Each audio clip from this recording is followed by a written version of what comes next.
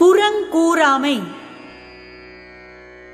அறம் கூறான் அல்ல செய்யினும் ஒருவன் புறம் கூறான் என்றல் இனிது.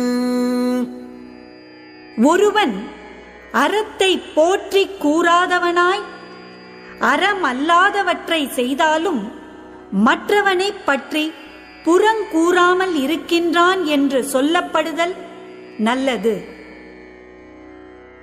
அரண் அழி அல்லவை செய்தலின் தீதே புறன் அழி பொய்த்து நகை.